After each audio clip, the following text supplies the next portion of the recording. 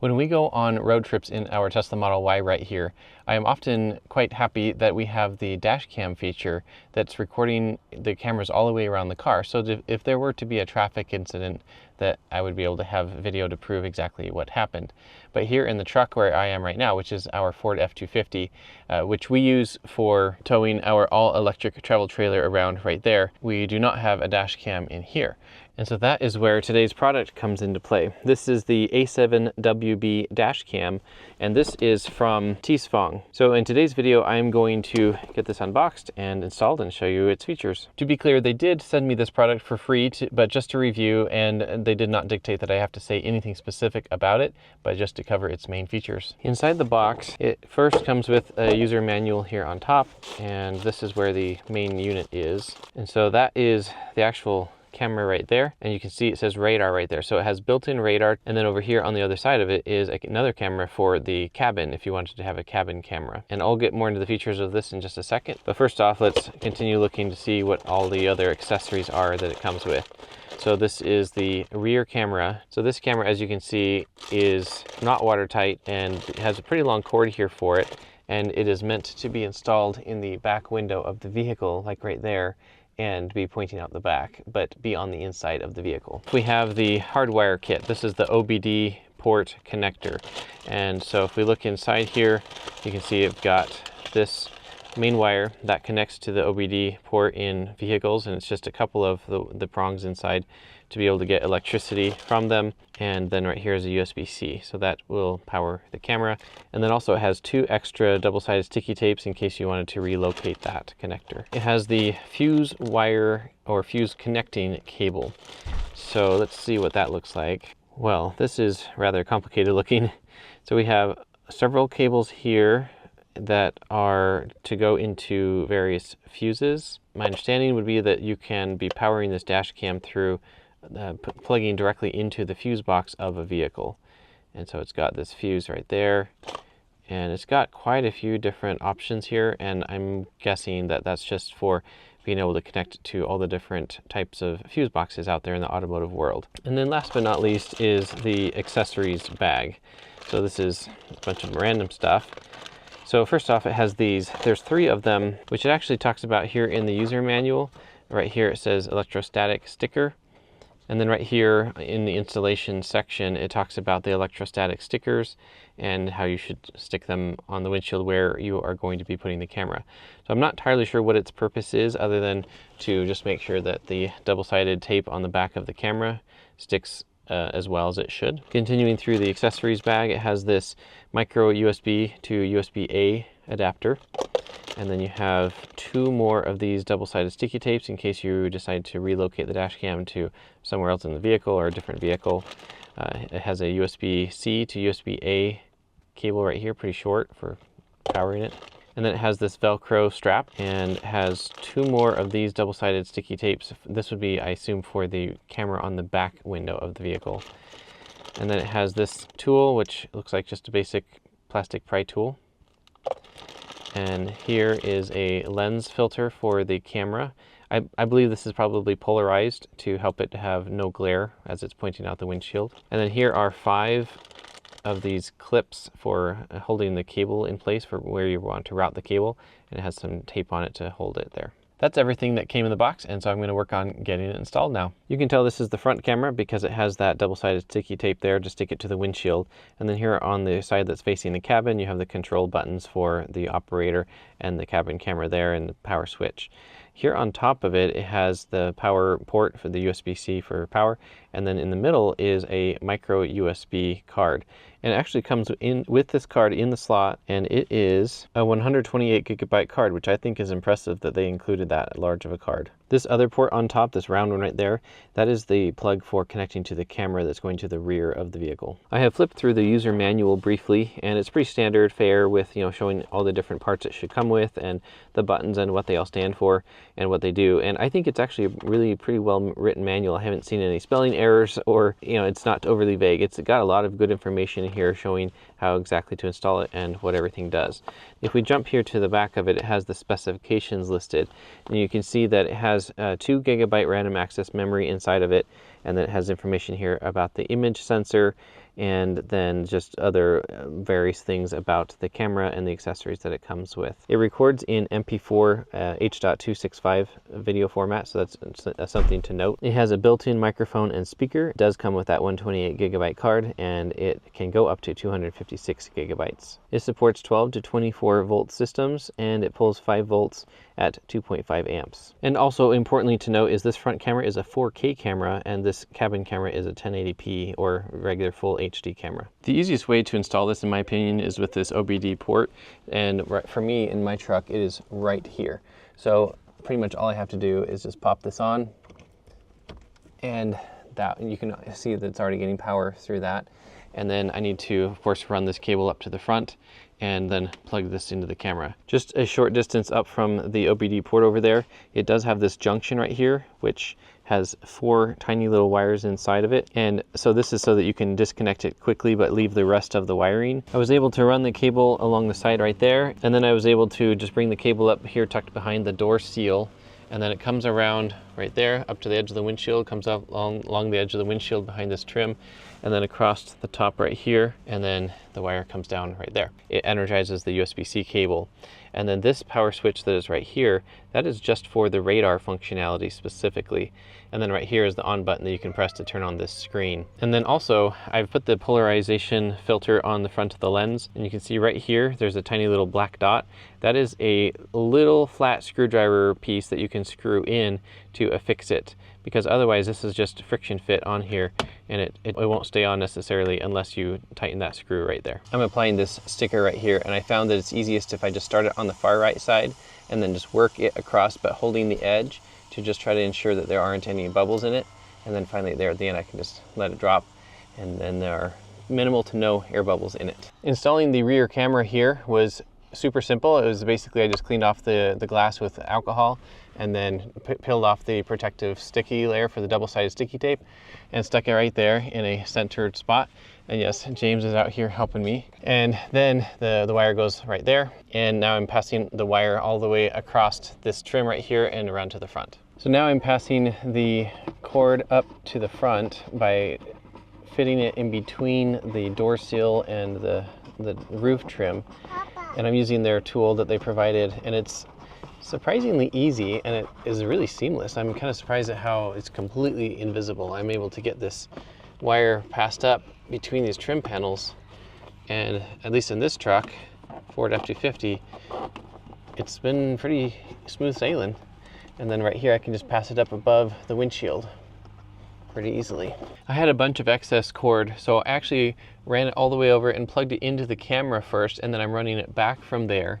And I also was coming from the back camera up to here, and this is where some of my excess is. And I'm actually just shoving it down in right here where there's this grab handle. It would seem that there's a lot of excess room in there because it's going in easily and it's not coming back out.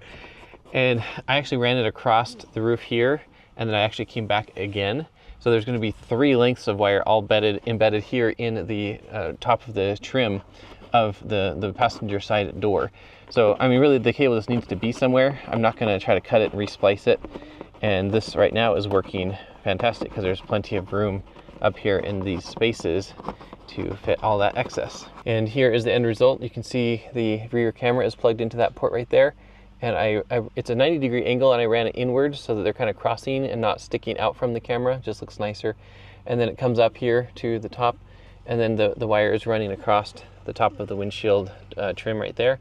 And then I was able to pass it right here in that crack. It's so well hidden you can't even see it at all. And then there's a whole lot of feet of it stuffed down into here. And then there's 3 lengths of it going across this run right here. It's all completely invisible, and then it's running around through in there. And then here in the back, it's running across right here, and it's super easy to tuck in right around in there. And then it's running through around in the top of that crack. And then it's running along right here above the rear glass. And then here's the camera itself. And now that I've plugged in that rear camera, you can see the feed popped up here on the screen. And so you can see the cabin camera, the rear camera, and then the main dashboard camera. One thing I'm noticing is that this is the perspective that I have as the driver. And they said to install it right behind the rear view camera. And so I did that. And I can see the camera and the cabin facing camera can see me as well. So it seemed like a fine spot for it. But if you want to look at the screen of the dash cam, it is way tucked up here. So where I'm sitting here, I can maybe barely see the bottom edge of it. And then I have to look over here to see it, which not that I need to be looking at it very much, but there are some indications that are helpful that are way up here on the upper edge of the dash cam. And I definitely cannot see those from where I am sitting, so I have to stoop down to see them. And even stooping down, I can still only barely see them. I have to get way down below to see. So it'd be nicer if those indication icons were actually down here on the bottom edge. And with this button right here that's just to the right of the power button, I can press that and it will toggle through the different cameras. And then it goes to some overlays where you have the cabin camera combined with the external camera. And if you just keep pressing this button, it just goes through various configurations of the cameras. And then this button on the far left over here, this is the main menu button that you can go into for setup. And in here it has setup for Wi-Fi, and you can press these arrow keys right here to go around between the various options. So I'm going to go through there and get it set up and then tell you kind of what my conclusions are of what the setup area looks like. So something that I found with my chosen method of powering the camera with the OBD port is that it does not stay powered on continuously. It stays on for like a minute at a time when I open or close the doors. And even if I put the key into accessory mode, it just turns back off. So I had to turn the engine on, which is annoying because I'm burning gas and I want to not do that very much if I can help it, to keep it on continuously. In any case, if I go in here and press this button, that goes into the setup menu. Now it has a Wi-Fi feature. I haven't looked into that. I don't really feel the need for Wi-Fi in this particular case. I can easily pop out the SD card by just going right here, pressing that, popping it out. And this camera also, I can just pull up on it and it will come out of the bracket, and then I can, access the SD card more easily. So that's fine. And then I can scroll through. So I'm just going to leave the Wi-Fi off. And then there are 2 pages of this menu, and you can scroll through it by pressing this button right here. So in this first menu, I can use this right arrow and go over to movie mode, and then press this button to go into movie mode. And this is where it has the quality settings of the various cameras. And it has 4K, 4K plus 1080p car in camera, and then 4K plus rear 1080, and then 2K plus 1080 times 2. So I think what it's saying is it cannot be recording all 3 cameras at 4K, but it will do 2K and then on the front camera, and then 1080 on the other 2 cameras. I want the front to be as good a quality as possible, so I'm going to do front and rear. So I'm going to scroll over here to the left where it says 4K rear 1080, and I'm going to record that. And then I'm going to be testing that, of course. And it has to reboot the camera when you change that particular setting. But it does not take long to reboot. I'm going to go over to loop record, and that's an option where it is specifying how long are the segments going to be. So I'm going to say 3 minutes.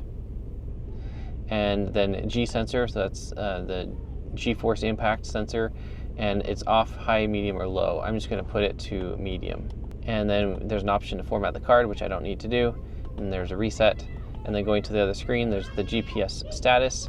Speed adjust, I assume, is just that if you feel like it doesn't have the speed quite right, you can adjust it in this unit so that its indicated speed on the video that it is recording is correct.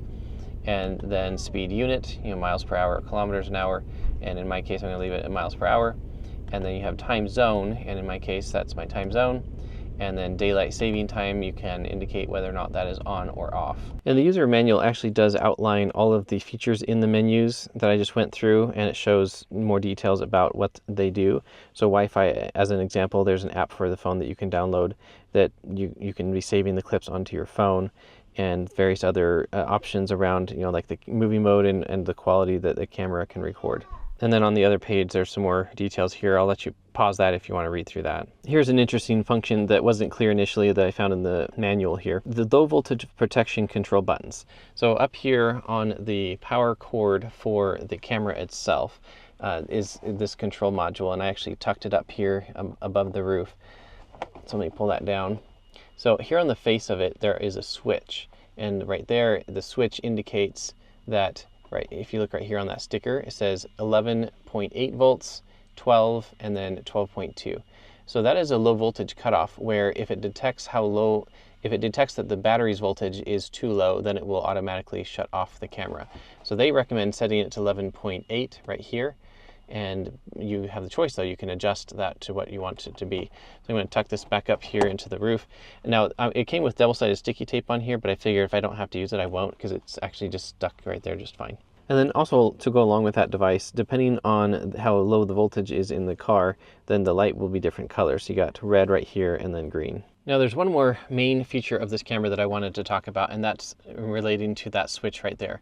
As I mentioned earlier, this is the radar switch. So we can switch this over to on, and now the radar is active. So coming down here to the manual, it describes what this is about. And basically what it can do is, while your car is parked, if there is a detection of motion outside of the car, it will automatically start to record. So here it's indicating that it will record in the forward direction if it senses motion there. And then here it has lights that's an indication of that it's working. And then over here it's talking about that it will detect 1 to 1.5 meters away. And so there's various information here about the radar, but basically it's like Sentry mode in the Tesla, where it detects motion and then records the video automatically. Now that obviously requires the camera to be powered on constantly, and so I would probably have to wire it with the fuses instead of the OBD port over here, because that powers off in my case. But if I used the fuse option, then it would be able to continuously run off of the battery, and that also is where this switch right here on this device comes into play, where it'll shut off that feature if the battery's voltage gets too low. Overall, I was pleasantly surprised at how simple this dash cam is to install. I was slightly concerned about having to run the wires throughout the vehicle and fitting it between things, and it was actually pretty easy to do in this truck. And it's pretty much just a stick-on camera, and you just peel off the backing, stick it on, get it positioned appropriately, and then get the wires run and then plugged in.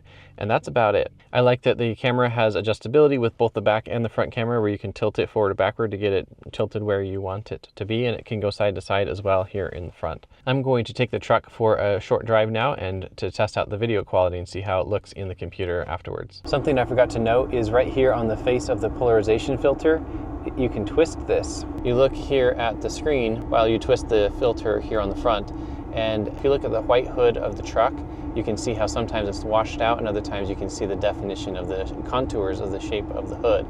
And that's because it's changing. It's like when you have sunglasses on and you tilt your head and the appearance changes, and it's changing how much of the light refraction is coming from the sun and bouncing off the hood, and it makes it so it can look better or worse depending on how you tilt this. So you get this how it looks right for you, and then you should be able to just leave it and never adjust it again. Here's the quality of the forward-facing or main camera, which does record the audio from inside the cabin. This is the front-facing camera recording at 2K resolution, which doesn't look very different. The cabin camera does get glare from the sun sometimes, depending on the angle of the sun. This is what the rear camera looks like. Overall, the image quality is not super high compared to my Osmo Pocket 3, which the rest of this video was recorded with. But considering its purpose, it'll work fine to recognize what happens in an accident, for instance. This is what the files look like on the micro SD card right out of the camera. And so you have the primary camera here that is for out of the front of the vehicle, and they have the back camera, I believe, and then this is the cabin camera.